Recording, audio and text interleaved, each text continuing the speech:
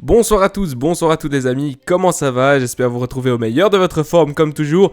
Dans cette vidéo, analyse en images de la première mi-temps entre le Real Madrid et la Real Sociedad. Le Real Madrid qui finit par l'emporter sur le score de 2-1, mais ça a été très compliqué. On commence tout de suite avec le 11 initial choisi par Carlo Ancelotti. Alors ici, vous le voyez tout de suite, on a un 4-4-2 losange avec Rodrigo et Roselu en attaque et le milieu de terrain classique, Alaba Rudiger comme paire de défenseurs centraux et puis Carvajal sur la droite et Fran Garcia sur le côté gauche. A noter que le gardien de but c'est Kepa, il a fait un excellent match, sans lui on aurait sûrement perdu. Alors Kroos qui a joué un peu plus ici, plus bas, bon peut-être pas autant mais plus bas sur le terrain. Valverde qui a été dans la première mi-temps assez pauvre dans son jeu, je ne l'ai pas vraiment vu en attaque et en défense ça n'a pas été très très bon non plus. Bellingham qui est l'homme de l'ombre, comme d'habitude très très bon Bellingham, et puis sinon on va voir, mais Fran Garcia ça a été difficile pour lui, on peut mettre un petit D,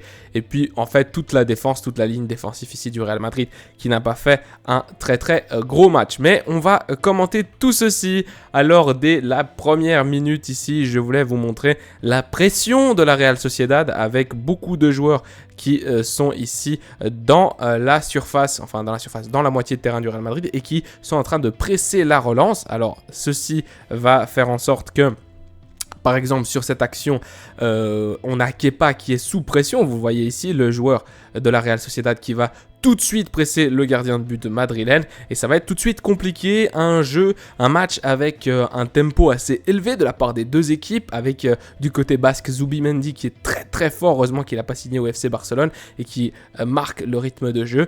Et puis ensuite, le Real Madrid qui, vers la fin de la deuxième période, commençait à reprendre le rythme du jeu. Mais sinon, la Real Sociedad qui était une équipe vraiment difficile à jouer avec un rythme très élevé. Et puis on va ici dès la 3e minute avoir une bonne occasion ici. Je crois que c'est Bellingham qui la lâche pour la course de Roselu et c'est un bon arrêt de... c'est un bon arrêt du gardien, mais de toute façon il y avait hors-jeu, il me semble, au début de l'action. Exactement, c'est un arrêt avec un hors-jeu, exactement. On continue ici et on se retrouve déjà dans ce qui va être la douche froide pour le Real Madrid, c'est-à-dire on est avant les 5 minutes de jeu. Pour savoir, c'est quand même assez compliqué de se prendre un but avant les 5 premières minutes, et le Real Madrid, c'est pas la première fois qu'il commence le match en perdant. Je crois sur les 5 premiers matchs de championnat, 3 d'entre eux on commence par perdre. Alors ici Kubo qui est complètement seul déjà et qui va réussir à faire ce que j'appelle une passe qui casse des lignes, c'est le ballon qui est en jaune et qui va voir l'appel de Barrenechea. Alors ici, ce qu'il faut dire, c'est que Fede Valverde ne prend personne, je l'ai mis en rouge. Ici, Carvajal ne prend personne, alors je vais essayer de vous faire des petits dessins. Carvajal ici ne prend personne, ici j'ai déjà mis en rouge Fede Valverde qui revient pas, et ici il a tout l'espace dans ce carré, Barrenechea. Et la passe, il faut la mettre, mais elle est splendide. Et ensuite, qu'est-ce qui va se passer ? Une première frappe de Barrenechea avec un arrêt extraordinaire de Kepa, vous le voyez ici, la main très très ferme du portier basque d'ailleurs. Et puis sur le rebond, on n'arrive pas à suivre et ça donne but de Barrenechea. Donc avant la 5e minute, le Real Madrid qui perd déjà 0-1 et ça va être compliqué pour l'équipe de Carlo Ancelotti de revenir. On passe ici à la 7e minute et 25 pour une petite image descriptive de ce qui a été l'entente du Real Madrid durant cette première mi-temps avec, il me semble, mais je ne suis pas sûr, Roselu et Carvajal qui vont disputer un ballon parce qu'ils ne se communiquent pas, ils ne se voient pas, ils sautent les deux au ballon et voilà. Donc ça, c'est typique du Real Madrid quand ils commencent en train de perdre. On voit ici déjà un geste de, mésentente, mauvaise communication du Real Madrid. On continue à la 10e ici, je vous ai mis des flèches. Alors on va s'arrêter un petit peu sur cette action. Vous le voyez, les flèches, c'est le regard ou la position du corps des défenseurs de la ligne défensive du Real Madrid. Vous le voyez, ils sont tous aspirés par la passe. La passe qui va aller ici à droite. Et puis on a 1, 2, 3 joueurs du Real Madrid qui sont aspirés. Et là, il y a qui tout seul ? Encore Barrenechea avec son 7. J'espère que je prononce bien son prénom, qui est tout seul. Il est là, tout seul, il a tout ça pour attaquer, comme espace. Et du coup, le ballon, Kubo va recevoir le ballon, il va rentrer vers l'intérieur. Et là, heureusement pour le Real Madrid, il décide de faire un mauvais choix. Il prend le mauvais choix, pourquoi ? Parce que, vous le voyez, vous le voyez, il n'y a personne. Il y a encore Valverde. Valverde, vraiment, première mi-temps très mauvaise de Valverde. Ici, il avait tout ça. Alors non, ça c'était un petit peu mauvais comme dessin. Ici, il avait tout ça pour faire la passe. Et il va décider de frapper. Barrenechea qui était tout seul, qui demande le ballon évidemment. Et Kubo qui va frapper au but. Alors, c'est un but. C'est une frappe qui va rentrer dans le goal, une frappe magnifique qui va rentrer dans le goal, vous le voyez ici avec le ballon en jaune, mais heureusement pour le Real Madrid, il y a un joueur de la Real Sociedad qui touche et qui dévie le ballon, il est en position de hors-jeu et le but est annulé, heureusement pour nous, parce que là Kubo, qui allait nous la mettre profondément, il est vraiment fort Kubo, et c'est encore un joueur qui était au Real Madrid, qui aurait pu eh bien, être super intéressant pour avoir un fond de placard, pour avoir également un joueur qui peut commencer sur le terrain dans certaines rencontres, qui a une habilité balle au pied qui est quand même au-dessus de la moyenne. C'est un joueur très intéressant. Je crois qu'on a une clause de rachat prioritaire, mais même comme ça, l'avoir, je crois, c'était 6,5 millions ou un truc comme ça, l'avoir vendu à la Real Sociedad, je pense, c'était une grave erreur. Enfin bref, avec Carlo, il n'aurait pas joué de toute façon, parce que, bon, on va en reparler, Carlo. On continue, 11e et... bon non, ça c'est bon, ça je vous dis. Donc le ballon qui rentre et l'arbitre qui révise et donc c'est annulé parce qu'elle touche le joueur basque. On continue ici avec encore une image qui montre un petit peu la difficulté de créer du jeu offensif du Real Madrid dans cette première mi-temps. Alors vous le voyez ici, je vais vous faire une espèce de dessin. Toute cette zone-là, il n'y a pas de joueur du Real Madrid, donc il n'y a personne pour proposer du jeu entre la défense et l'attaque. Et on dirait qu'on joue à un autre jeu un autre sport que le football, parce que là on l'a vu plusieurs fois durant le match. Ici je crois que c'est Kroos, mais je suis pas sûr, qui va mettre un long ballon pour 1, 2, 3 et 4 appels des joueurs du Real Madrid. Mais bon, ça c'est pas vraiment le football, il faut s'associer, il faut combiner, il faut construire, créer du jeu au milieu de terrain, et là c'était pas le cas, et c'était souvent l'option du Real Madrid, mettre des longs ballons devant. C'est assez effrayant. On continue ici, presque à la 15e, un bon ballon dans la course, je crois que c'est de Bellingham le ballon pour Roselu, et Roselu qui va malheureusement mal dévier le ballon. C'est aussi ça qu'on demande à un attaquant, c'est dans les bons coups et surtout dans le dernier tiers offensif de faire le bon geste ou l'avant-dernier geste de le faire correctement, et là il met une passe beaucoup trop forte pour la course de Fran Garcia qui ne va pas réussir à l'avoir. On continue ici avec une très belle occasion pour Dani Carvajal qui récupère le ballon, je crois une mauvaise sortie de ballon de la Real Sociedad. Carvajal qui est là en 1 contre 1 contre le gardien, et puis il a 3 options devant lui, vous le voyez en rouge, il a 1, 2, 3 options, il a Bellingham qui demande le ballon, et puis en fait il va décider, bon c'était pas forcément un mauvais choix, de la donner au premier poteau, enfin tout de suite ici au premier joueur, à Roselu. Il va le faire, mais malheureusement, et j'ai vu sur Twitter beaucoup de gens qui critiquaient notamment Roselu sur cette action. La passe est très mauvaise, on va le voir, la passe est derrière la jambe de l'attaquant, alors Roselu qui est en déséquilibre déjà, qui met le pied, malheureusement l'impact est pas très bon avec le ballon, et le ballon qui vient s'écraser sur la barre transversale. Beaucoup de gens ont critiqué Roselu ici, moi je pense que c'est Carvajal qui met une passe quand même mauvaise. Il aurait pu ici la pincher au deuxième poteau et c'était but, il a choisi de faire autrement. Enfin bref, une bonne occasion pour le Real Madrid. On continue du coup ici à la 17e. Ici, je crois que c'était une très bonne combinaison entre Bellingham et puis Fede Valverde peut-être. On va tout de suite le voir avec une première passe ici. Ah non, je dis n'importe quoi. Non, c'est Bellingham pour la course de Roselu. Et Roselu qui ici va frapper dans les pieds du gardien adverse. Alors, encore une fois, on le sait, Roselu, c'est pas un attaquant de classe mondiale, c'est pas Karim Benzema, c'est pas Mbappé, c'est pas Lukaku, c'est pas... Ok, c'est pas Haaland, mais quand même, là, je pense qu'il faut faire preuve d'un peu plus d'intelligence, soit essayer un crochet pour revenir, soit alors essayer de la mettre en finesse. Là, c'est voilà, un attaquant qui frappe fort au milieu, entre les jambes du gardien, en force, plutôt qu'essayer de contourner, enfin bref, d'essayer de mettre un peu d'effet dans le ballon. J'ai trouvé ça un petit peu... Voilà, c'est pas suffisant pour être un numéro 9 du Real Madrid, je trouve. Ici, Roselu qui nous le montre bien. Et à l'action suivante, ici toujours Bellingham, je crois que c'est Bellingham pour... les photos sont pas de très très bonne qualité, mais je crois que c'est Bellingham pour un appel de Carvajal. On continue avec Bellingham qui a été l'homme de l'ombre, qui a été beaucoup de fois dans les bonnes constructions, celles qu'on a eues dans le tiers offensif, que ce soit sur des relais, sur des 1-2. Ici, qui va réussir sur un ballon qui paraissait perdu, sur un long ballon, réussir à gratter la faute sur le Normand. Alors ça montre également toute la rage de ce joueur, de ce jeune Britannique, et le fait qu'il sent déjà les couleurs du Real Madrid. Il va réussir à arracher la faute. On continue ici avec une autre image qui est d'un contenu défensif, comme celle de Bellingham. Fran Garcia qui va réussir à couvrir, je crois que c'était Rudiger, qui était parti sur un corner, le dégagement est joué vite, et Fran Garcia qui va ici en rouge réussir à revenir et à donc aider, couvrir Rudiger, et réussir à faire remonter le ballon.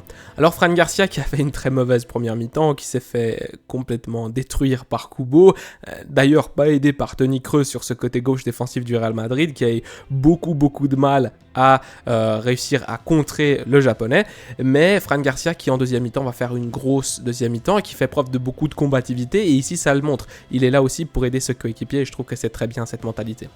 On continue ici à la 25e minute, et c'est là l'action où j'avais confondu. Ici Bellingham pour Fede Valverde, et ensuite qui va lui redonner en 1-2, Fede Valverde qui va la remettre pour ensuite Bellingham d'une talonnade. Alors ici c'est Fede Valverde qui la remet en talonnade, et ça a failli faire but. Alors ça c'est des combinaisons qu'on voit notamment bah ouais c'est ça, c'est juste Bellingham qui la donne pour la course de Fede Valverde qui la remet en talonnade. Alors ça part toujours de Bellingham, c'est ça le problème aussi, c'est qu'on a un type qui sait construire le jeu et le reste c'est assez pauvre. Toni Kroos qui n'a pas été vraiment dans les bons coups, il n'y avait pas Modric sur le terrain au début et ça a été assez pauvre, il n'y avait que Bellingham qui était d'ailleurs, Bellingham il a été tellement pris par Zubimendi qui le suivait durant tout le match, c'était quand même assez dur, on le voyait, hein, c'était du marquage joueur à joueur. On continue ici avec, je crois que ça c'était Rodrigo sur son côté gauche, et je vais faire la même remarque que j'ai faite pour l'action de Roselu. Là il est tout seul, il doit utiliser son cerveau, il doit regarder la passe ici pour Roselu et ses buts, ou alors essayer de la piquer, ou alors essayer d'attendre. Non, il frappe en force, et c'est encore un arrêt du gardien de la Real Sociedad, mais franchement il y avait mieux à faire, et Rodrigo qui n'est pas du tout dans un bon moment, je pense qu'il ne traverse pas vraiment un bon moment. On continue ici à la 29e, pour une action qu'on a vue pas mal de fois durant cette rencontre. Kubo qui passe au travers de Kroos et de Fran Garcia sans aucun problème.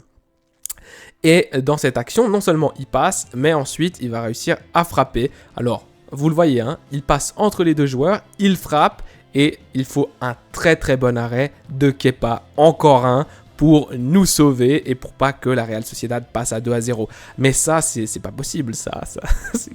Non, Kroos, Fran Garcia se sont fait manger, ça va pas du tout. Enfin bref, on continue. Merci Kepa qui nous maintient dans le match. Et on va retrouver, alors là, attendez, on est à la 28e minute et seulement 2 minutes plus tard, on va retrouver ici Kubo. Alors ça, c'est l'image de la première mi-temps, je pense. Il est à l'arrêt, là. Alors oui, c'est des images fixes que je vous présente, mais si c'était une vidéo, c'était la même chose. Kubo qui s'arrête. Donc là, il s'arrête, il regarde, et vous voyez les joueurs du Real Madrid. 1, 2, 3, 4, 5, 6, 7 à défendre, et personne prend Merino. C'est quand même abusé. Ici, vous avez Berenchea qui est, on va dire, un petit peu pris par Carvajal, même si c'est un petit peu à distance. Mais là, Merino, il y a... Là, lui, et personne. Là, bon, c'est un petit peu... pas trop dangereuse, mais Merino, il a tout l'espace là. Regardez l'espace qu'il a, Merino. Enfin bref. Et donc, Merino qui va faire la course et qui va réussir à faire une tête plongeante pour un arrêt de Kepa. Et oui, Kepa, encore une fois, merci à lui qui nous maintient dans le match. On continue ici avec un geste de l'homme de l'ombre.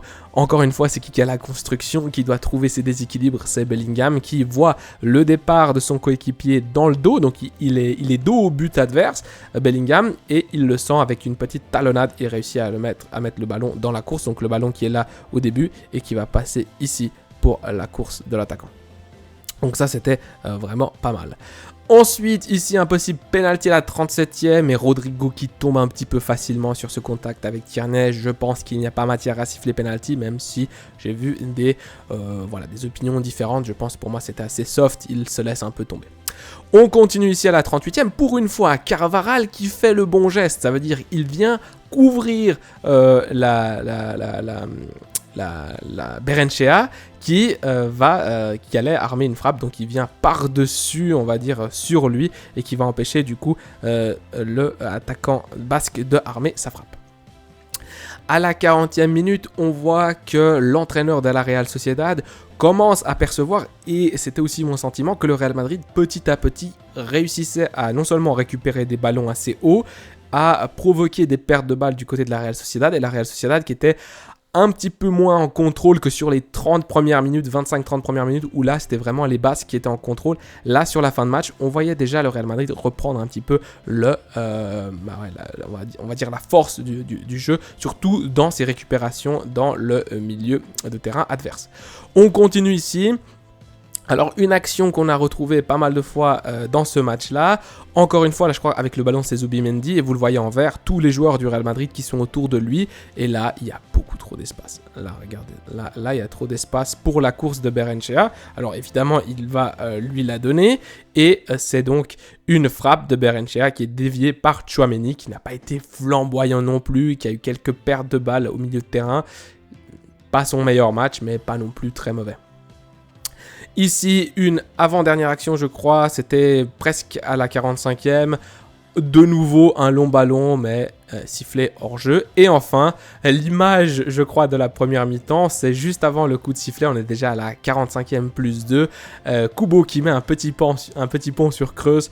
Voilà, ça c'est une belle image de la première mi-temps pour montrer à quel point Fran Garcia et puis Creuse ont souffert face aux Japonais.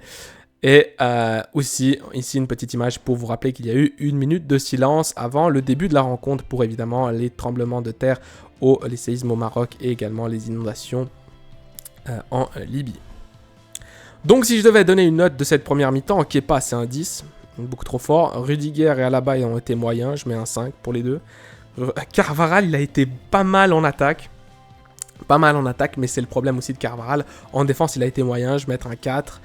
Garcia c'est un 2, Creuse c'est un 2, Tchouaméni c'est un 6 peut-être, Valverde il a été inexistant pour moi en première mi-temps, Bellingham c'est un 8, il a fait ce qu'il doit faire, c'est-à-dire essayer de créer du jeu. Roselu a été très mauvais en première mi-temps, 5 peut-être, et Rodrigo a été inexistant. Donc voici mes notes pour cette première mi-temps. Alors une première mi-temps qui a été disputée entre les deux équipes, mais j'ai trouvé quand même la Real Sociedad vachement supérieure par rapport à ce Real Madrid. Et je vais donc commenter la deuxième mi-temps. La deuxième mi-temps où on a eu un Fran Garcia qui a été très très bon en deuxième mi-temps. Et également Roselu d'ailleurs qui a réussi à faire ce qu'on lui demande. C'est-à-dire lorsque tu as un numéro 9, tu dois marquer des buts et il va réussir à marquer en deuxième mi-temps. Bref, c'était cette analyse en images de la première mi-temps. J'espère que vous avez aimé. Je vous dis à la Madrina Damas et prenez soin de vous, des vôtres et de votre famille. Rendez-vous pour l'analyse de la deuxième mi-temps.